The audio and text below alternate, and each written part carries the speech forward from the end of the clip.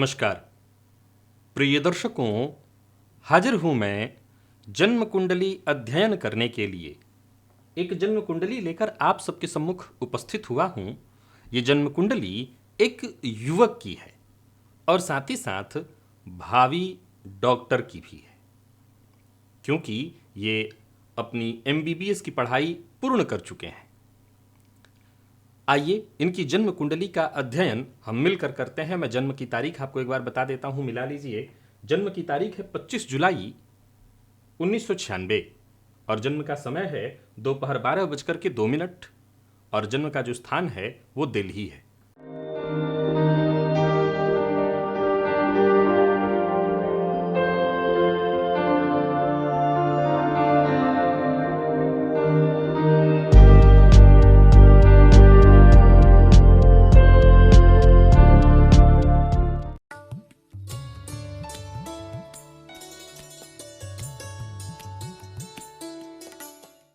मैं जन्मकाल के पंचांग से आपको अवगत कराता हूं। इन्होंने गुरुवार के दिन जन्म लिया। आषाढ़ मास में शुक्ल पक्ष की दशमी तिथि को इनका जन्म हुआ है और ये शूद्र वर्ण के हैं। विशाखा नक्षत्र के तृतीय चरण का जन्म और राक्षसगण तुला राशि, ये वायु तत्व की राशि है और शुक्र इस राशि के राशिश होते हैं। प्रिय दर्शकों, तुला लग्न और तुला राशि, एक बहुत कमाल की बात अभी दिमाग में आ गई है जिसे मैं आप सबों के सम्मुख रखना चाहता हूं। ये शूद्र वर्ण के हैं, बहुत ध्यान से सुनिएगा। और ये बात ध्यान में इसलिए आ गई क्योंकि इनका एक प्रश्न था कि मैं अपने लिए, घर के लिए, समाज के लिए सब अच्छा करना चाहता हूं, कैसे और क्या करूं जिससे आत्मा और मन को शांति मिले। आपको तो सोचने की ही आवश्यकता नहीं है, प्रकृति को ने आपको शूद्र वर्ण का बनाया है। जी हां, यही जाति भेद को लेकर के जहां आग लगी हुई है, ज्योतिष देखिए कितनी कमाल की बात कहता है। सबके अलग अलग विभाग हैं और सबके ऊपर उसका प्रभाव है। ब्राह्मण वर्ण के जातकों को अगर आप देखेंगे तो उनका मूल उद्देश्य आपको दिखाई पड़ेगा ज्ञान बांटना, ज्ञान देना, ये उनके स्वभाव में आपको दिखाई पड़ेगा। क्षत्रिय वर्ण के किसी व्यक्ति को उठा करके देख लीजिए, उसके अंदर क्रोध, उसके अंदर गुस्सा आपको आम दिखाई पड़ जाएगा। वैश्य वर्ण के किसी भी व्यक्ति को आप उठा करके देख लीजिए, मैं दावा करता हूं उसके बातचीत में ही आपको व्यापारिक गुण दिखाई पड़ जाएंगे। और शूद्र वर्ण का मूल कार्य है सेवा करना।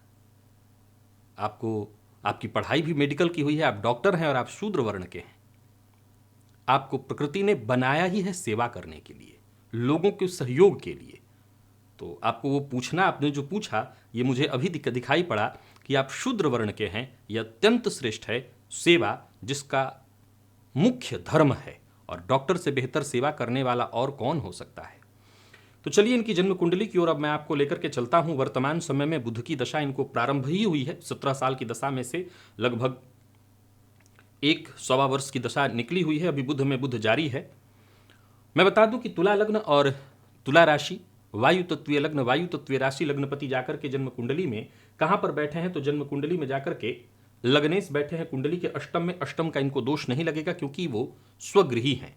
और अगर आप चलित जाकर के देखते हैं तो चलित में ये शुक्र नवम भाव का फल देते आपको दिखाई पड़ेंगे। अब देखिए, कुंडली के 12वें भाव में राहु का होना और वहीं शनि केतु की युति कुंडली के षष्ठ में। देव गुरु बृहस्पति, किसी डॉक्टर की कुंडली में देव गुरु बृहस्पति का बलि होना अत्यंत आवश्यक है। तो वहीं मंगल का बलि होना अत्यंत आवश्यक है। शनिदेव का बलि होना भी बेहद आवश्यक है। शनिदेव षष्ठ में कारक होकर के बैठे हुए हैं। गुरु मंगल का आमने सामने का संबंध बहुत जबरदस्त। हालांकि तुला राशि के जातकों के लिए भी वर्तमान में आपकी राशि से शनि पंचम चल रहे हैं, जो कि थोड़ा मानसिक रूप से अशांत करने वाला समय है, मन को अशांति देने वाला है। सूर्य और बुध की युति कुंडली के दशम में, हालांकि देखा जाए तो दोनों के बीच दूरी काफी है। अश्लेषा नक्षत्र में बुध है और सूर्य जो है वो पुष्य नक्षत्र में है, शनिदेव के नक्षत्र में, बुध स्वयं के नक्षत्र में कर्क राशि में।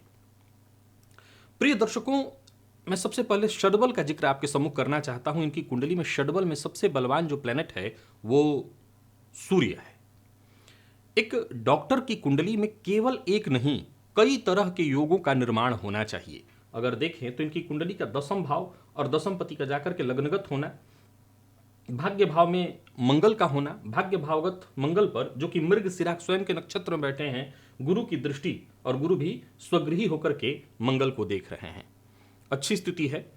अब इन्होंने सबसे पहले जो प्रश्न पूछा है, मैं इनके प्रश्नों की ओर आपको लेकर के चलता हूं। इन्होंने पूछा है, मैंने 2021 में MBBS कंप्लीट कर लिया है, नीट PG एग्जाम कब क्लियर होगा और करियर कैसा होगा, पोस्ट ग्रेजुएशन मेडिसिन या सर्जरी या स्किन किस विभाग से करना चाहिए, इसके अलावा कोई और विभाग।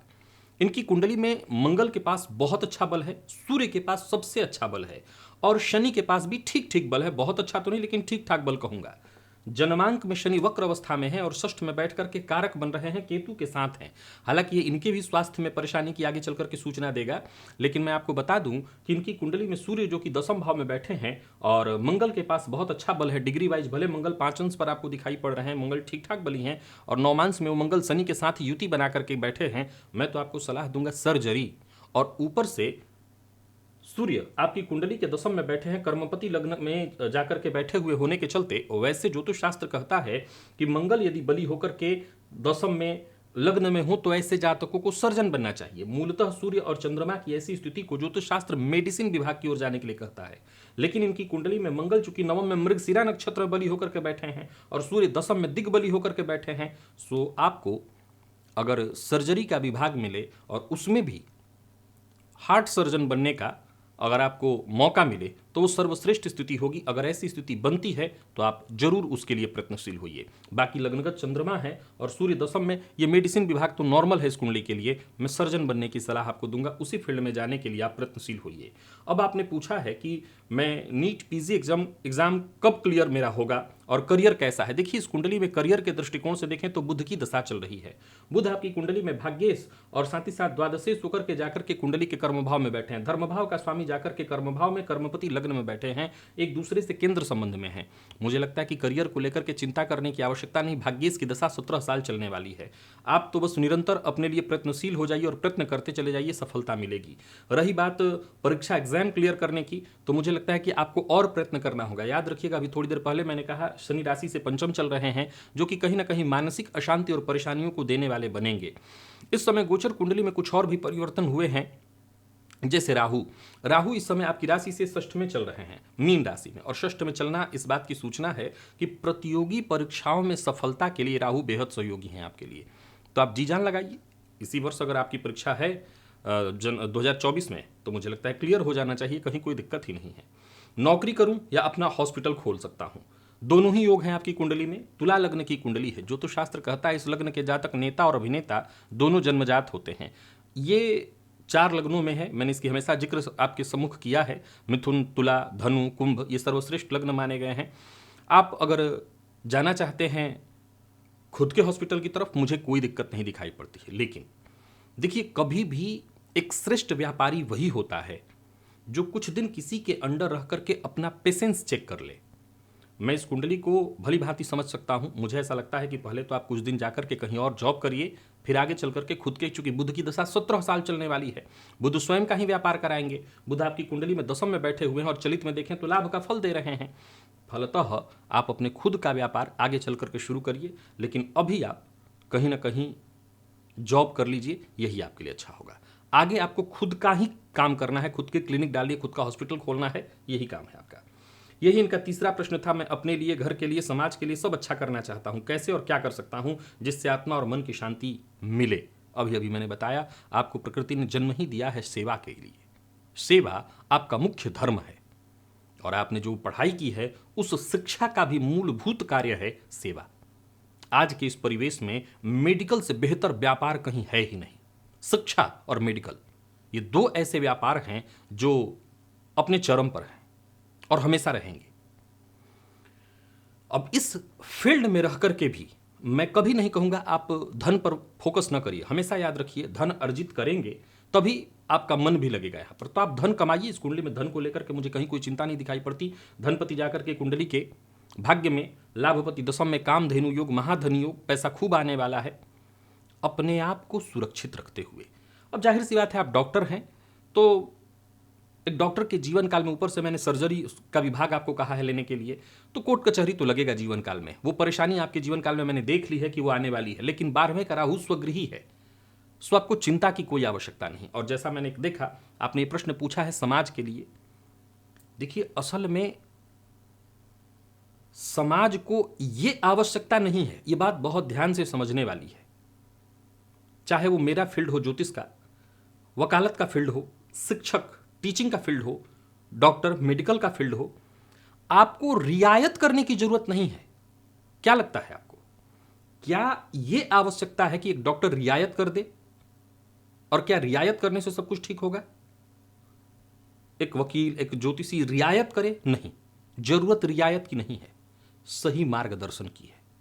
क्योंकि जब सबके लिए इस सृष्टि में परमात्मा ने सब कुछ बराबर दे रखा है, किसी का, जाहिर सी बात है हमारा भी नहीं है, या आप कोई डॉक्टर को ही ले लीजिए जिनके पास खूब है, ये उनका भी नहीं है, उनको भी पता है कि सबको यहीं छोड़ के जाना है।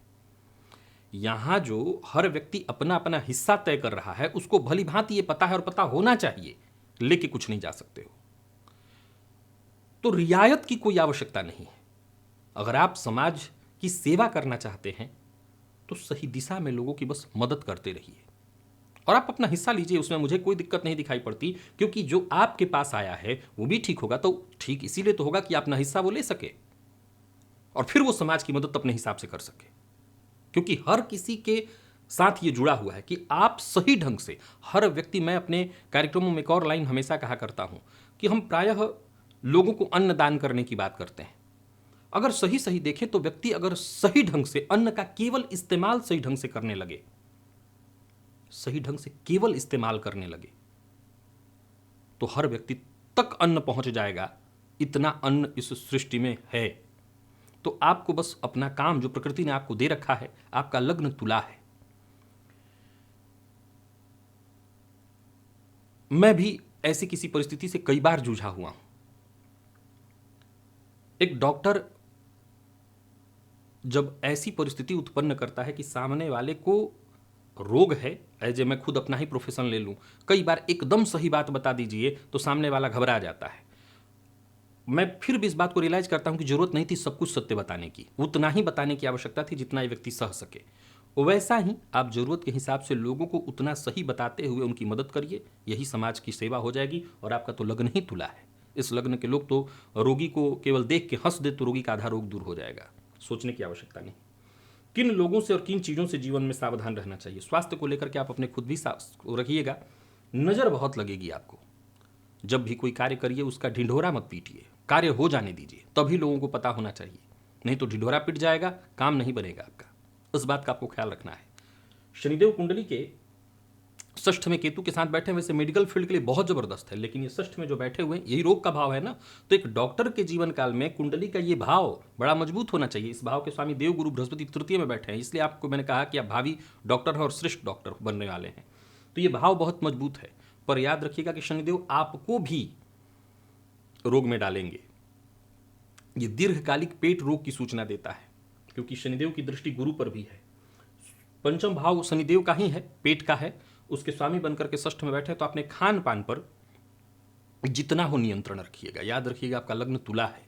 तुला लग्न मुख्यतः भोग प्रवृत्ति का लग्न है। योग के साथ अगर तुला लग्न के लोग जी लें तो जीवन में वो जो चाहे हासिल कर सकते हैं। तो आप बस इतना ही करिए, बाकी और किसी चीज़ से सावधान रहने की आवश्यकता नहीं है। सेटलमेंट दिल्ली में या किसी और राज्य में या भारत के बाहर किधर उचित रहेगा। स्वदेशपति जाकर के षष्ठ में, विदेशपति जाकर के कुंडली के कर्म में, और परमानेंट विदेशपति जाकर के कुंडली के परमानेंट विदेश में बैठे हुए हैं। वैसे तो आपकी कुंडली में स्वदेश और विदेश दोनों में ही कहीं कोई दिक्कत नहीं दिखाई पड़ती। पैसा बहुत अच्छा आपके जन्म स्थान से पूर्व में दिखाई पड़ रहा है। वैसे तो दिल्ली सबसे बढ़िया जगह है, आप जन्म स्थान के पास भी रह ले तो कोई दिक्कत नहीं है। वैसे मैं आपको बता दूं कि दक्षिण पूर्व, आप देखिए कि दिल्ली से साउथ ईस्ट में कौन कौन सा जगह है, विशेषकर साउथ के क्षेत्रों में। तो साउथ ईस्ट का जो क्षेत्र हो, आप ये मुझसे ऐसा पूछ सकते हैं कि क्या बाहर जाना जरूरी है, दिल्ली में भी अपने जन्म स्थान से जो घर है मेरा, वहां से साउथ ईस्ट में जा सकता हूं? जवाब है जी हाँ, बिल्कुल संभव है। आप चाहें तो वहां भी कर सकते हैं, थोड़ा हटके भी कर सकते हैं, कोई दिक्कत नहीं है। स्वदेशपति यानी जन्म स्थान का स्वामी जाकर के षष्ठ में बैठा हो तो कई बार थोड़ी दिक्कतें आती हैं, लेकिन आप वहां दिल्ली में भी रह करके काम कर सकते हैं, मुझे कोई दिक्कत नहीं दिखाई पड़ रही है। विवाह कब तक होगा और वैवाहिक जीवन कैसा होगा? एक पहचान की लड़की है जिससे मैं विवाह करना चाहता हूं। लड़की का डेट ऑफ बर्थ भी इन्होंने बताया हुआ है 22 सितंबर 1995 और जन्म समय सुबह 6:30 बजे आगरा। कोई परेशानी ना हो तो क्या इनसे विवाह करना उचित होगा? निसंदेह आपने देखा होगा तो डॉक्टर को ही देखा होगा, लड़की भी डॉक्टर होगी, लेकिन मैंने आपकी कुंडली इस लड़की के साथ मिलाया था। मैं कुंडली यहाँ बोर्ड पर दिखा तो नहीं रहा हूँ, डेट ऑफ बर्थ मैंने आप लोगों को बता दिया है। इस लड़की की कुंडली भी कोई कमजोर कुंडली नहीं है, लग्न में ही बुध बैठे हैं, भद्र महापुरुष योग है, कन्या लग्न की कुंडली है, आप तुला लग्न के हैं। लग्न से कोई संबंध नहीं मुझे दिक्कत दिखाई पड़ रहा है, लग्न तुला और शुक्र और बुध का ठीक है। लेकिन जब मैंने कुंडली का मिलापक किया था तो उसमें मुझे क्या क्या पॉइंट दिखे थे वो मैं बता देता हूं। आप दोनों की कुंडली टोटल जो मिल रही है वो 16.5 गुण मिल रही है। चलिए काम चलेगा, 16.5 गुण को मैं नजरअंदाज कर देता हूं।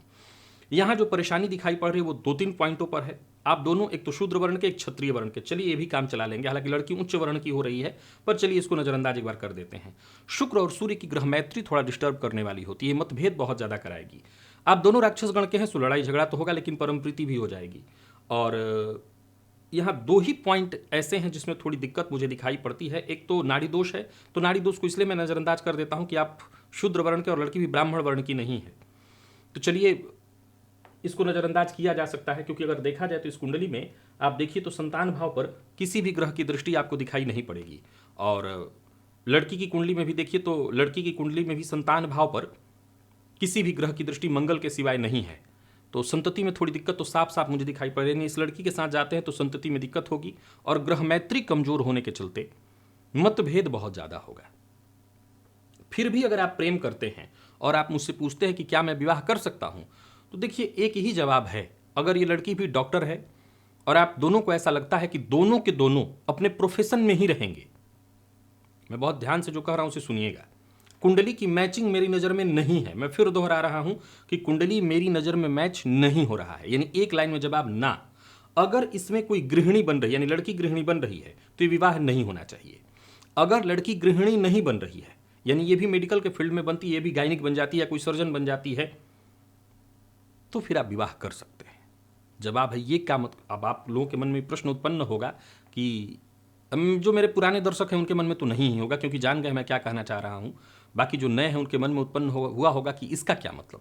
इसका यह मतलब कि दोनों के दोनों अगर प्रोफेशन में अपने व्यस्त रहेंगे तो